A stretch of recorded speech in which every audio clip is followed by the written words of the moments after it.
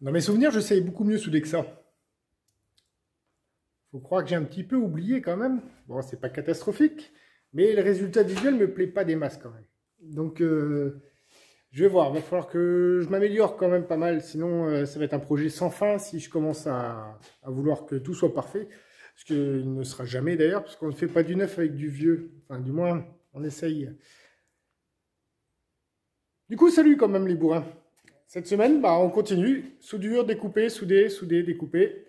Voilà, je vous ai déjà montré une partie du résultat que vous verrez en travaux tout à l'heure.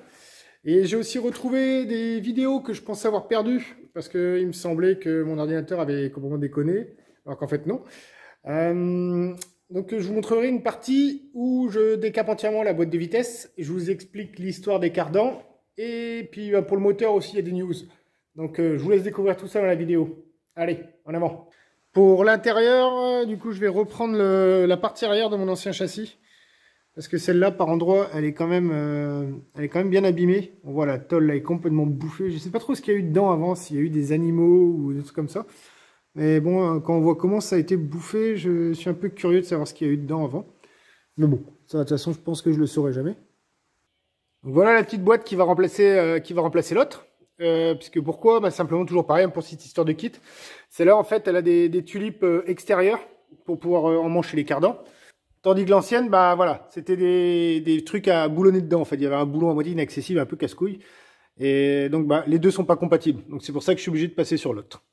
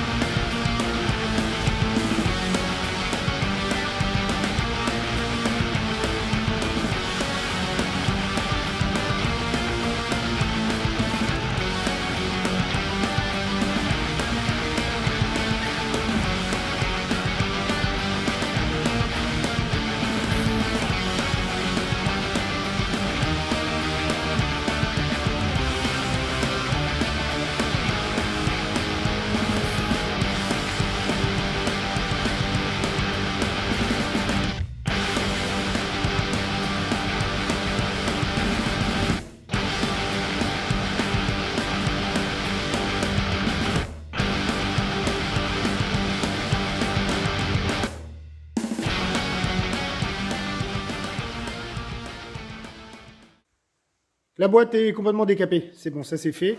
Bon, il reste toujours des petites crasses par endroit. Il faut que je fasse l'intérieur de la cloche. Par contre, j'ai pas fait. Mais bon, de toute manière, je vais lui mettre un embrayage tout neuf pour être tranquille au niveau de la butée et tout ça. Parce que je crois que ma butée était fatiguée de toute façon, donc il était temps de la changer. Alors pour les nouveaux cardans de chez VA, en fait, donc ça sert à remplacer en fait ces vieux cardans là où il n'y a pas de soufflet. Ceux-là, ils ont du jeu de partout, ils queen, donc ils vont aller à la benne direct. Les porte-moyeux, en fait, n'ont pas le même diamètre que ceux qu'il me faut normalement pour leur kit. Et donc, vu que c'est pas le même diamètre, il y a un an quelques, j'avais découpé une Estaf, en fait, qui du coup, avait les bons porte-moyeux. Sauf que, en bon bourrin que je suis, les porte-moyeux, comme un con, j'avais disqué directement l'endroit où vient se mettre la rotule de direction. Donc, super, ils sont inutilisables. Donc, ça me fait, sur le coup, ça m'a bien fait chier. Surtout qu'il a fallu que j'en trouve d'autres, déjà.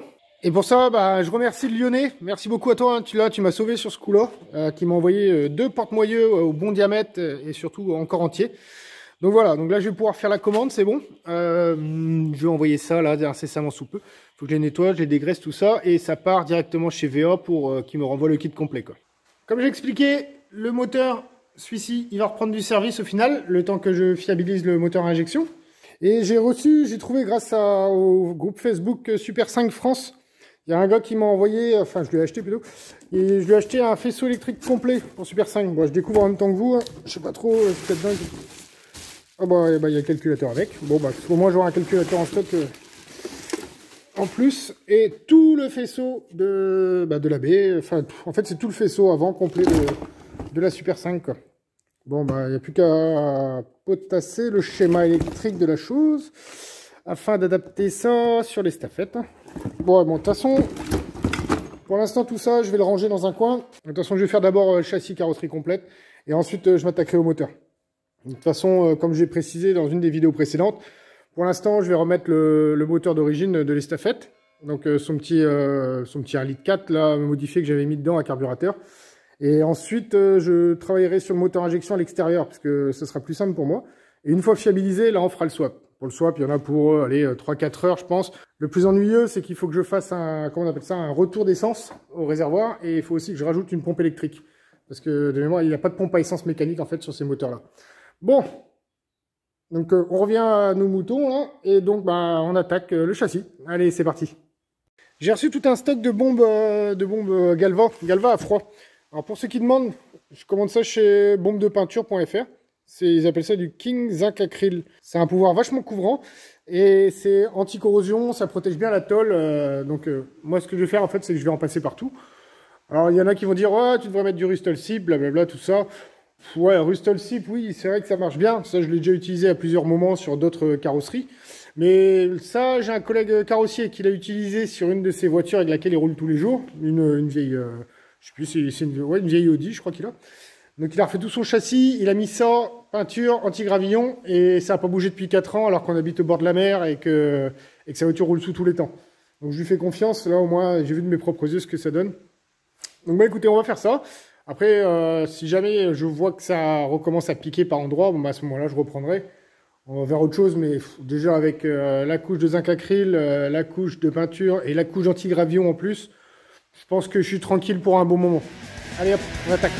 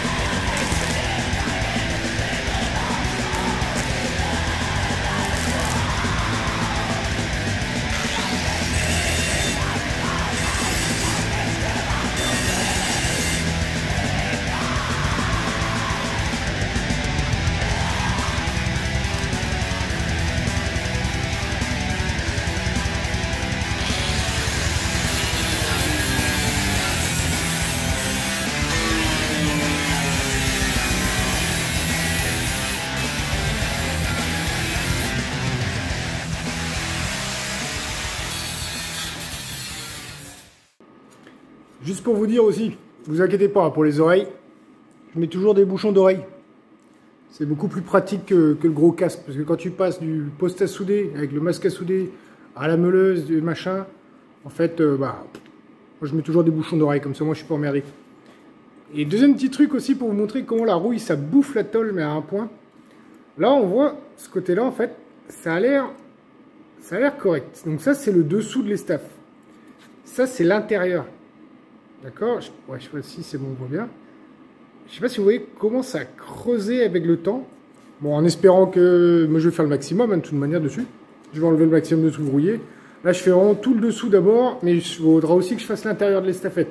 Parce qu'à l'intérieur, du coup, j'aurai mes soudures à meuler, les soudures apparentes, tout ça à meuler. Ça sera pas nickel. Je vais voir pour les soudures, pour les améliorer, notamment côté intérieur. Ça m'embête un peu, en fait, de mettre des mastiques à l'intérieur. Je vais essayer de me renseigner sur la technique à l'étain, parce que c'est beaucoup plus durable dans le temps. Par contre, c'est un gros coup de main à choper. Est-ce que j'attends qu'elles soient reposées et je reprends tout l'intérieur après à l'étain, mais au risque par contre de faire chauffer en dessous l'antigravillon que j'aurais posé tant qu'elle est sur la tranche, quoi. Donc voilà, là c'est le petit moment de réflexion que je vais devoir avoir là-dessus. Je vais voir. Ou alors sinon je fais la solution de facilité. Mastic alu, hop, de toute façon après, bah non, il n'y a pas de tapis, bah si, de toute façon si, bah si, je vais tout recouvrir après avec des plaques goudronnées. Est-ce que ça vaut le coup? Je sais pas, je vais voir ça.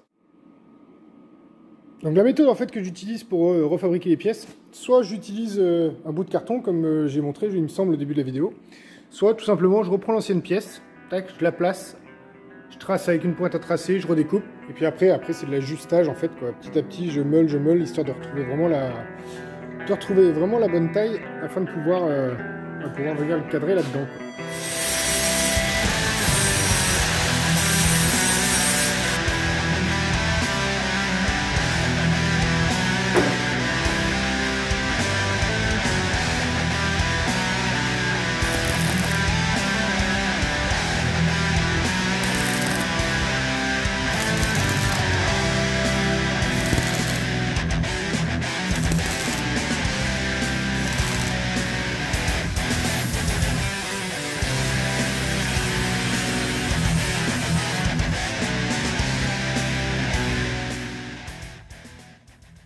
Donc voilà, c'est tout pour cette vidéo.